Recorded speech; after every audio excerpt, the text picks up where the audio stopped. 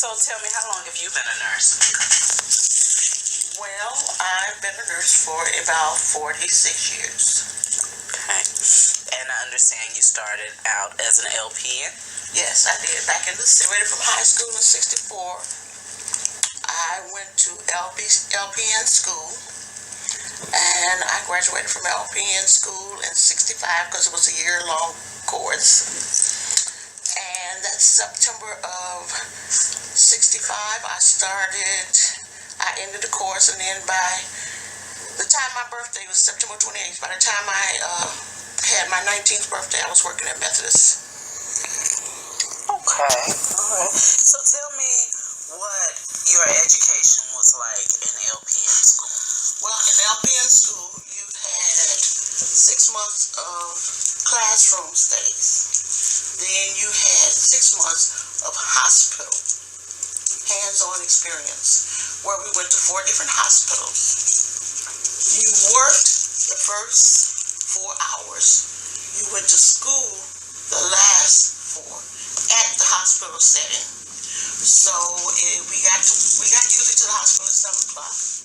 We had to do patients from 7 to 12.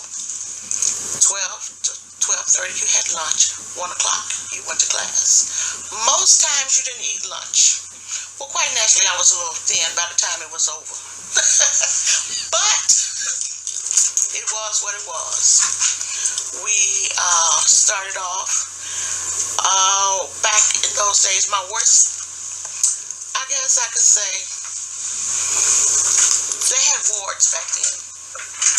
So wards meaning they had a male ward and a female ward. In the male ward you had 12 beds, and the female you had 12. So all in the same room. So you know it was kind of tight.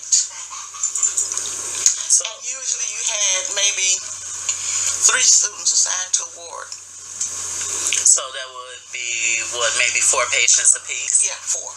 Okay. But you got to realize the type of patients you had with those 4 patients. It's the same thing that you have now, if not worse. How so? Because you didn't have the equipment to work with like you do now. So would you say nursing back then in the 60s was harder than it is today? It was more physical, because back then nursing did everything from patient care. We cleaned our own beds. We had to do our own bed. I told them, I could walk with a broom in the front and a mop in the back, because I was washing, I was sweeping the floors, mopping the floor, everything. You had to clean your own beds. When the patients went home, you did your beds. So now you had to do all this. And so they taught us as students where we had to do everything as if you were on the floor, like you were already a nurse. So 9 times out of 10, you didn't get out time to eat lunch. So you just went from the floor to class. All right. So tell me, in your opinion, well, first of all, when did you go back to further education, become a registered nurse? I didn't go back to further education until they decided to make it, they wanted RNs instead of LPNs. They wanted that. So when they first started this campaign, Methodist offered a course which was really too good to pass up with Ivy Tech. You worked during the day and you went to school in the evening here on the premises. So I would get off at 3:30. I would go to the administration building. I would go to class for 3 hours. We could take all our prerequisites, everything except the sciences. So it was worth it. So a group of us got together and decided we were going to be each other's support system, and we went back. And when we went back, once we got all our prerequisites out of the way, as far as that is, then we went to Ivy Tech for micro and anatomy and physiology, okay? So when we went there, we had the days we go to school and then we worked. I worked all the way through going back for my RN. When I finished my RN program, my schooling was paid for. Oh, okay. Because Methodist paid a certain amount, and then I worked and paid the rest of it off. Okay. And so we did it like that. So in your 46 years of nursing, tell me about some of the changes that you've seen how nursing has evolved since you first began in the 60s? Okay, it's evolved to the point where it's more clinical. It's more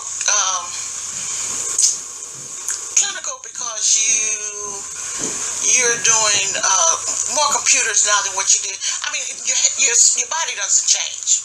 You're still doing it. But when they come out of nursing schools now, they don't have the least idea about nursing.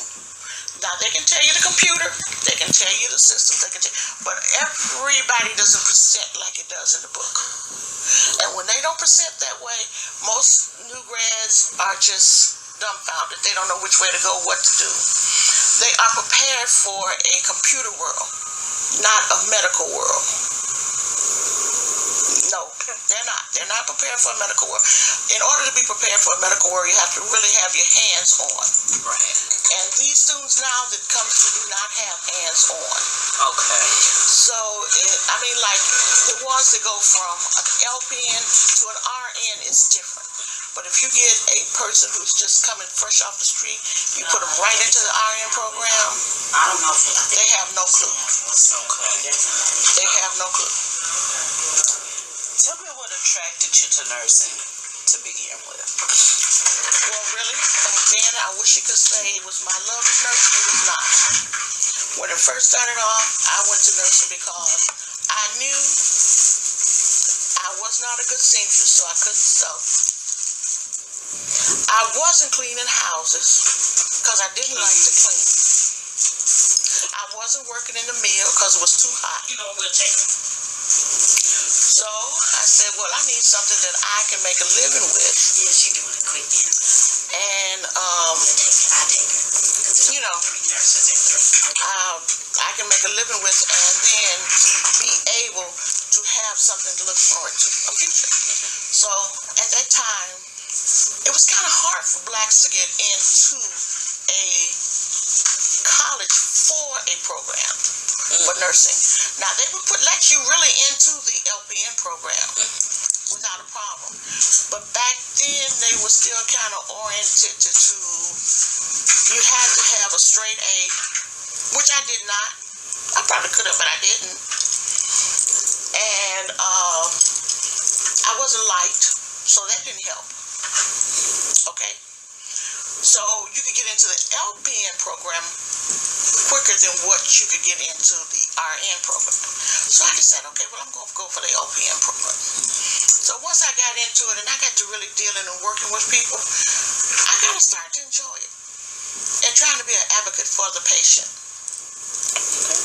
Because you have to have someone people were scared, especially the inner city people that I dealt with, because I've always wanted to deal with the inner city people. I did not have to go to Maryville, Shelbyville, because I needed, if you take care of your community, it'll take care of you. So I wanted to take care of the community where I live. And they were scared to approach doctors with certain things. So you had to be their voice for them.